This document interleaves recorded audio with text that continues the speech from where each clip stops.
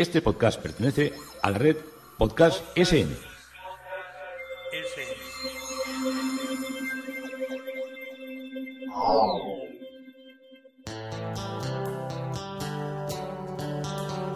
Historia con sentido. Un podcast realizado y presentado por Juan Carlos González.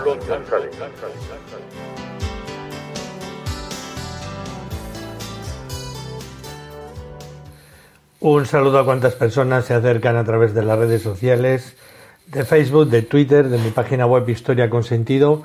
Yo soy Juan Carlos González y un día más encantado de acercaros una parte de la historia. Hoy el tema propuesto es Rojas, estamos hablando de Pablo de Rojas, imaginería religiosa, porque la obra de este autor es una obra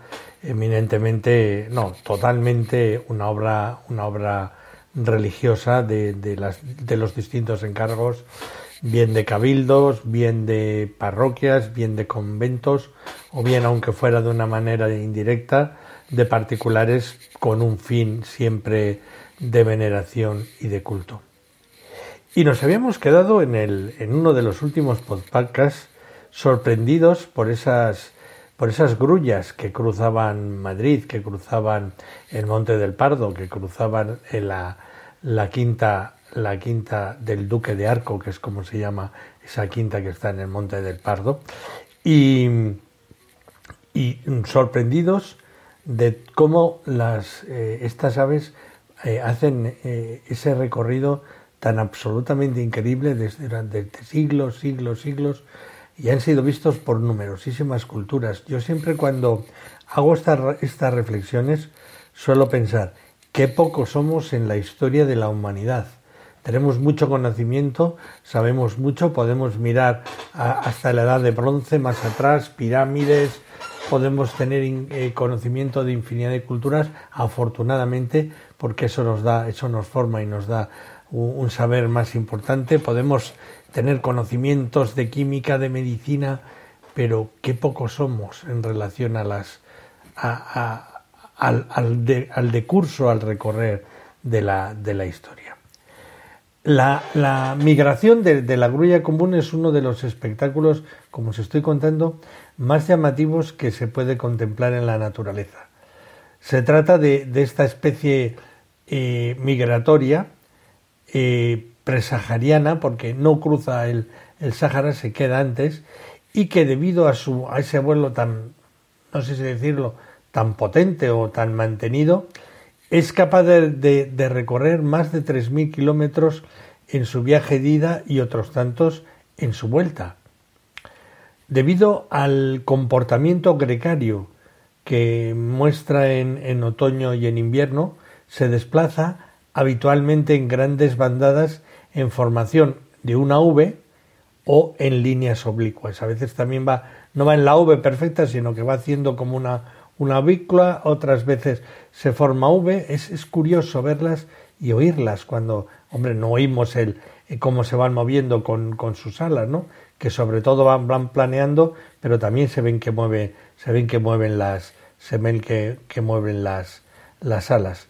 Para este movimiento usan las corrientes térmicas que les van haciendo ganar altura. Es lo que hacen las aves grandes, porque estas son unas aves que son de bastante tamaño. Yo me he fijado mucho, por ejemplo, en los buitres, cómo los buitres van cogiendo altura, y si te estás fijando en ellos, van dando una vuelta y otra vuelta y otra vuelta, y se van perdiendo en la distancia visual que tenemos nosotros abajo. No es fácil ver buitres. Yo he tenido, por razones de mi vida, he podido ver muchos, y ver muchos también de cerca, que es un bicho que de cerca mete mucho respeto, ¿eh? Bueno, pero volvemos a las grullas. Y la mayor parte de la población está en el Paleártico occidental, las que están ahí en concreto, son las que vienen a invernar a la península ibérica. Luego ya os he dicho que hay otras que pasan en África. Cuando hablo de la península ibérica siempre estoy hablando de nosotros y de Portugal.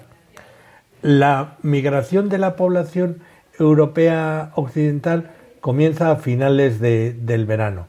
Más o menos cuando ya el día empieza a cortar y ya empiezan a llegar los primeros fríos, la grulla que está más al norte ya va viniendo hacia el sur, pero también hacen sus paradas y pasan igual en un sitio 4 o 5 noches, o sea que no es, aunque aquí solemos ver el grueso fuerte a primeros de noviembre, que es cuando suele empezar aquí a apretar el frío, puede que veamos pasar antes. Si vemos pasar antes grullas de una manera muy continuada y muy amplia, o varios días y muchas bandadas, es que viene un frío. Viene el frío, pero garantizado. Y si es en octubre, eso es un presagio de que en ese mes ya va a nevar. Ya sabéis que si eso es una tradición del refrán antiguo, y ya sabéis también que hay otro refrán, es que si nieva en octubre, nieva hasta mayo. Eso quiere decir que habrá nevadas en octubre, noviembre, diciembre, enero, febrero, marzo y abril. Esa es la tradición que tienen los campos y las montañas castellanas. No quiere decir que esté una nieve que cubra, como en la Filomena, muchos días, sino que habrá nevadas esporádicas cada mes. Bueno, entonces las aves se preparan y vuelan de los países escandinavos y bálticos, así como del oeste de Rusia, de Bielorrusia, de Polonia y de Alemania, hasta concluir en nuestro país, en Portugal y en el norte de África.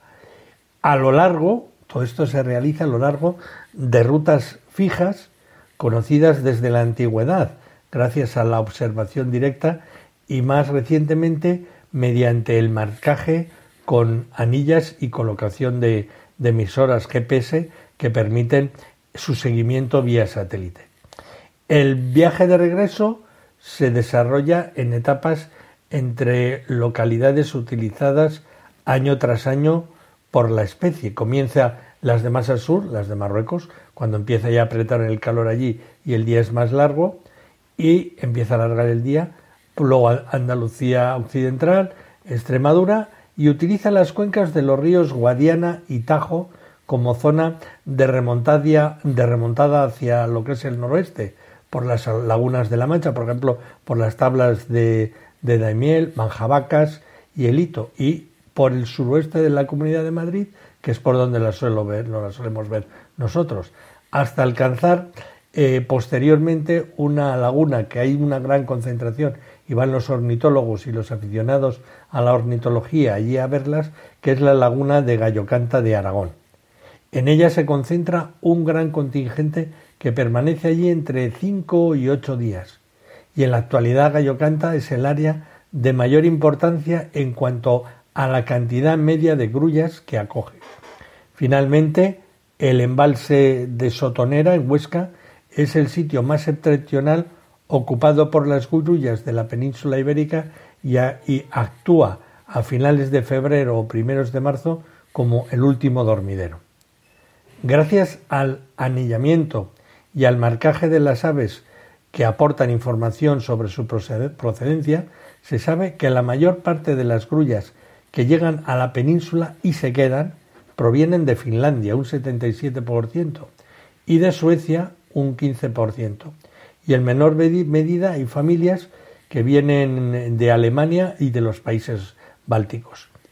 Recientemente, tras el seguimiento de una grulla equipada con un transmisor GPS en Estonia, se ha podido documentar que esta especie es capaz de sobrevolar los picos más altos del Pirineo, ya que el 25 de febrero de 2020 dicho individuo, el que llevaba el GPS, alcanzó los 3.700 metros de altitud y recorrió de un tirón 637 kilómetros en unas 16 horas sin descanso, desde el embalse de la Sotonera hasta que llegó desde el embalse de la Sotonera en Huesca hasta que llegó a un bosque cerca de Aubusson, en el centro de Francia. Esto es un poco lo interesante que tiene el seguimiento que se hace con el balizamiento y con las medidas estas, con la tecnología que nos hace y que nos permite estar muy al tanto y muy informados. Yo parece que yo las estoy mirando y no hay nadie haciendo lo mismo, o sí que habrá algún ornitólogo, pero hay un profundo estudio detrás de todos estos animales que me parece interesantísimo. Pero volvamos a Pablo de Rojas, volvamos a la escultura, volvamos a dirigirnos a uno de los sitios más bellos que tenemos, que es el Museo de Bellas Artes de Granada, que es donde se encuentra un crucificado muy bello y que me permite el contaros un poco por qué se hacen y por qué hay una presencia de tantos crucifijos. Bueno, la ruptura de la unidad en la fe cristiana que provoca la reforma luterana y la defensa católica, que fue la contrarreforma, condujo al refuerzo del poder del papado a mediados del siglo XVI, porque la institución del papado estaba totalmente desacreditada. Y tras el Concilio de Trento se pone una severa disciplina moral tratando de convencer a los fieles con la evidencia de la posesión de la verdad. En España el poder de la Iglesia es muy grande y tanto los jesuitas españoles como la Inquisición defienden la primacía de los asuntos espirituales sobre los materiales. O sea, que la gente crea y tenga fe ciega, y en lo material, si la Iglesia dilapidaba dinero y vendía bulas y todas esas cosas, pues en eso no nos fijemos, o no nos fijemos tanto. Y la ideología religiosa tiene su reflejo en la creación artística. La plasmación de la verdad sustituye a la belleza y a la temática decidida por la Iglesia, que es su principal cliente. Las imágenes reducen el grado de idealización iconográfica buscando un lenguaje claro. Y es en ese preciso instante cuando el motivo de Cristo muerto en la cruz cobra el papel más relevante y destacado de la historia, buscando que el fiel se catequice, por decirlo de alguna manera, a través del arte y identifique la verdad de la imagen con el poder de quien la produce. En este periodo se fundan muchas cofradías y hermandades que, impulsadas también por el dinero que llegó de las Indias, favorecen a la creación de talleres de imaginería, en los que se trabajaba en la elaboración de retablos, imágenes devocionales e imágenes de procesión. Aunque las críticas fundamentales de la escuela barroca se dan en toda la península, hay que diferenciar en su tratamiento de la iconografía entre los crucificados de la escuela castellana y la andaluza. Ambas escuelas son realistas, pero mientras la castellana es dramática y sus cristos tienen trágicas expresiones de sufrimiento, la andaluza es más sosegada. Sus imágenes buscan la belleza formal, sin perder un alto contenido espiritual. Y pocos lugares hay yo creo que en el mundo donde se hayan producido tantas y tan bellas imágenes de madera como en Andalucía. Podéis ir a cualquier procesión, a cualquier iglesia y os encontraréis una producción inmensa. Y lo más importante y sorprendente es que en ninguna parte como aquí se mantiene todavía pues vigente tanto la ejecución, todavía sigue habiendo talleres de imaginería, ejecución con los materiales, con la madera y las tradiciones escultóricas que ya se implantaron en los artistas que había en el gótico. En el sur la producción imaginera se tomó o se convirtió en un oficio de alto grado de reconocimiento social, siendo estos profesionales, estos artistas, considerados como digno de alabanza y también de distinción. Y del mismo modo en la sociedad andaluza del momento, poseer una obra de arte de madera o pertenecer a una hermandad era signo de estatus social elevado. No siempre, porque por ejemplo los gitanos, que eran un colectivo humilde, tienen en muchas ciudades y muchos pueblos cofradías de gitanos, de hermandades de los gitanos. Me estoy acordando ahora de los del Sacromonte de Granada. Ahora ya no son pobres, ahora tienen un estatus social elevado, porque las cuevas que tienen donde hacen flamenco se mueve muchísimo dinero. Bueno, Más que por el hecho de continuar una tradición, aquellos eran, estos talleres y estas cofradías eran centros muy activos de lo que eran las relaciones personales y agrupaciones de intereses. En Andalucía se dieron, y también se dan, algunas circunstancias por las que la producción de Cristos, de vírgenes y de imágenes religiosas en general es de alguna manera, hay que decirlo, un santo y seña de la región, y la marcada vocación iconostática del pueblo andaluz, el barroquismo esencial de parte de sus gentes y la seducción que ejerce sobre ellas la belleza de las imágenes es algo que es propio de este pueblo. No de todos, no todas las personas piensan lo mismo, porque hay mucha gente que igual piensa que toda la imaginería es chabacana, pero aunque no la respetes desde el punto de vista religioso, hay que admirarla por lo menos desde el punto de vista artístico. Bueno, el tipo de... seguimos recorriendo, este Cristo es el que está en el Museo de Bellas Artes de Granada, y en el Museo de la Catedral de Granada tenemos también una imagen de Santa Bárbara. Otro crucificado, nos vamos a desplazar hasta la Catedral de Guadix. Es un Cristo crucificado también muy expresivo, muy bello, de tamaño grande, y este Cristo se inscribe en lo que es la corriente espiritual y mística del siglo XVI, donde autores como San Juan de Ávila, estoy hablando de la razón de la ejecución de estos Cristos, ¿no? Autores, como os digo, como San Juan de Ávila, San Ignacio de Loyola, Santa Teresa de Jesús, entre otros, tanto influyeron en la transformación del arte de su templo. Está en esta imagen de una naturalidad y patetismo profundo, busca llevar al fiel a la comunión de sentimientos y pensamientos con la imagen que contempla. Esto, si no se hace desde la fe, no se entiende, ¿eh? Esto es una explicación fidedigna, no fidedigna, sino yo creo que desde la fe. Una persona que contempla una imagen y le mueve sus emociones a tener una relación espiritual o íntima de devoción con esa imagen, solo lo puede hacer una persona desde la fe, no desde el raciocinio humano. Esto no lo entendéis. Siento que haya piadosos que oigan este podcast y piensen de una manera contraria, pero yo os lo tengo que decir como lo siento.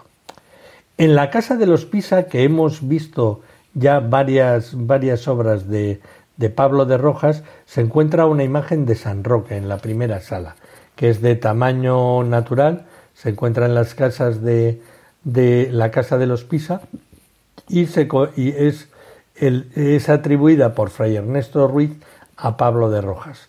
Esta obra procedía del Hospital de la Orden de San Juan de Dios y fue trasladada a dicha casa con motivo de la ampliación y restauración del hospital, y fue restaurada en el año 1720, colocándose sobre unos pedestales en el frontis del recibidor. En la catedral, en San Juan de los Reyes, se encuentra en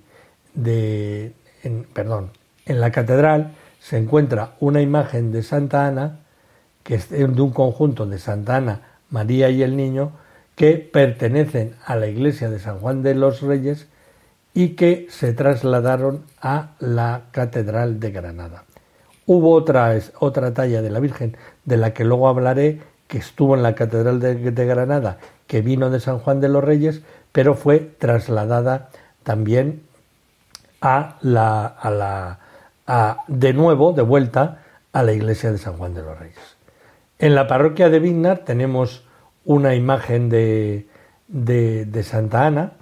Es un conjunto muy deteriorado y está pintado de blanco de la parroquia de Vignar, en que las figuras de la Virgen que enseña al niño a andar y Santa Ana se han atribuido a Pablo de Rojas. Después tenemos en el convento de San José, en la iglesia de las Carmelitas Descalzas, una imagen de un crucificado que se encuentra en el frontal del altar mayor. Este es un templo. Cuando veo un templo que visité que me parece insigne, os suelo comentar algunas cosas del edificio, de lo que suelo visitar. Es un templo de estilo mudéjar, de planta de cajón, una sola nave con un artesonado de madera de excelente factura, y el altar queda separado del resto de la iglesia por un arco apuntado de piedra sobre dos columnas circulares adosadas al paramento, y exteriormente presenta la singularidad de tener la torre del campanario formalizando la esquina de la iglesia o a un lado de la portada principal. Otra pieza de interés es la cabeza de Cristo que está en la parroquia de Chite, en Granada. Esta obra ha sido atribuida recientemente. La parroquia de Chite está a la margen derecha. Chite lo visito mucho. Es una de las paradas obligadas. Cuando viene alguien a Durca le tengo que llevar a Chite para que entienda lo que era el modo de organizar los campos en Talará, en cultivos, en limoneros, en naranjos, en almendros, y Chite tiene un mirador que es incomparable para poderlo apreciar. Bueno, Chite, que tanto conozco, está a la margen derecha en lo que era el camino de Granada-Motril, después de Talará de ahí le viene el nombre, aterrazamiento. Tiene dos barrios. Una vez me metí con el coche, siempre me quedo en el barrio alto, no bajáis nunca al barrio bajo porque no podréis salir. El barrio alto está arriba, en el de la montaña, sobre una colina, y el barrio bajo está abajo, donde se alza la iglesia parroquial, ir andando. Y ambas están cruzadas por huertos de naranjos y olivos de la variedad lechín, que sirven de producción a los cultivos más delicados por el clima. Un tercer núcleo de población es el denominado Casas Bermejas, en donde existió en el paraje de los Llanos, hoy abandonado. Y en este lugar de Chites, donde se encontraba un molino muy aceitunero, donde estuvo el marqués de Mondéjar en 1569, en la guerra de las Alpujarras, tratando de agrupar sus efectivos antes de dirigirse al puente de Tablate, punto estratégico dominante por los moriscos sublevados. La iglesia principal está con la advocación de la Santa Cruz, es una obra de arquitectura de planta rectangular, de una sola nave, cabecera plana y cubierta por una armadura de madera de las llamadas limabordón, con escasa decoración en el almizate, en lo que es el tablamento, pero con 7 tirantes transversales adornados con estrellas y otros más pequeños. Solo por estos artesonados merece la pena visitar. Estamos siguiendo toda la obra de Pablo de Rojas. Volvemos a Granada y vamos al oratorio del Hospital de San Juan de Dios, donde se encuentra la imagen del Cristo de la Paciencia. Y esta imagen que se hizo para el oratorio de San Juan de Dios se encuentra actualmente en la iglesia de San Matías. Ha sido restaurada recientemente y se ha conseguido con ello una de las imágenes que demuestran más patente la calidad del escultor alcalaíno. Tenemos en la iglesia de San Ildefonso de Granada, y vamos a ver varias imágenes. Es impresionante esta iglesia, La imagen del Cristo de la columna de la tercera capilla del lateral izquierdo. Nuestro Señor de la Paciencia, el Señor de la Paciencia es esta imagen del siglo XVI que representa la flagelación y los azotes de Cristo. Por si os he dicho, imagen de Cristo atado a la columna. Anteriormente se ubicaba en el desaparecido Hospital de San Lázaro, fundado por los Reyes Católicos en 1498, que era una leprosería, y el hospital fue derruido en 1973 y la imagen pasó a venerarse en la capilla del Hospital de San Juan de Dios. Allí la hermandad celebrará los cultos mensuales y un devoto viacrucis de traslado hasta la iglesia de San Matías para realizar la estación de penitencia el miércoles santo. En 1997 se trasladó definitivamente hasta la iglesia imperial de San Matías, sede de la hermandad.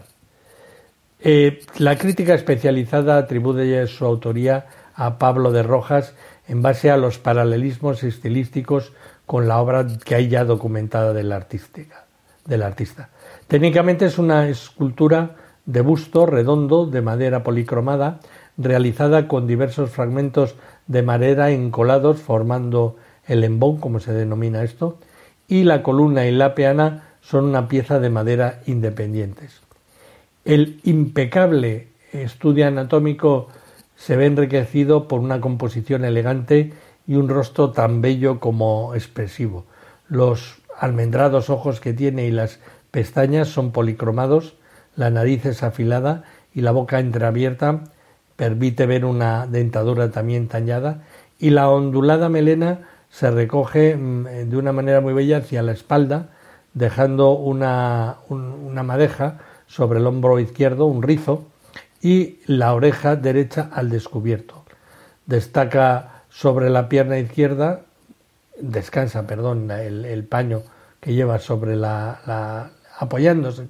No llega a apoyarse, está muy próximo a la columna, sobre la pierna izquierda, y el sudario se anuda en ambas caderas y deja al descubierto el costado derecho de Jesús.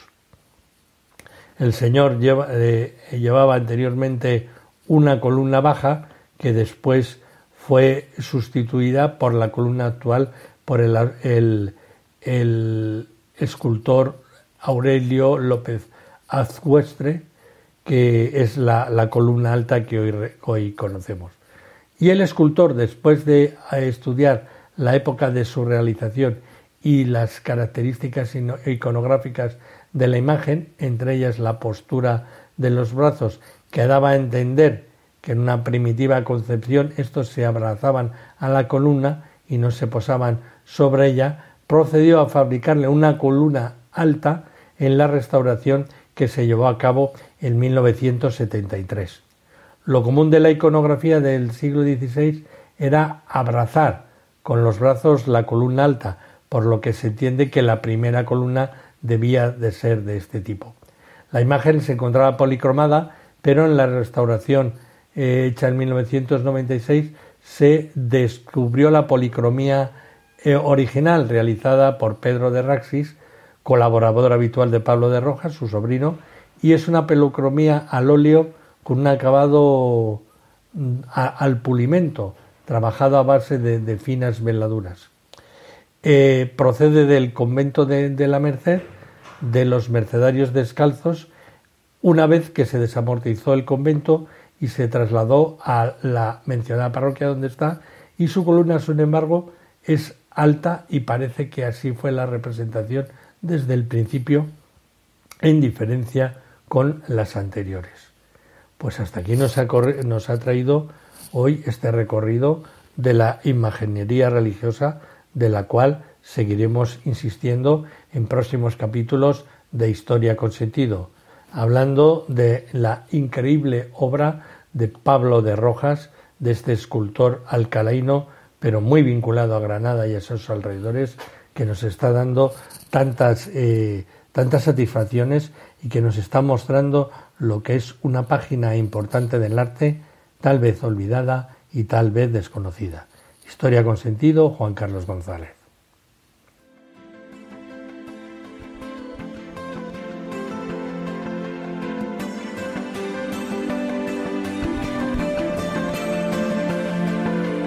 Hasta aquí un episodio más de Historia con Sentido. El podcast que te habla de historias de la historia, sucesos, eventos, como si el ayer fuera hoy. Síguenos a través de iTunes, Spreaker o iVoox. Contacta con nosotros por correo electrónico escribiendo a podcast@historiaconsentido.com.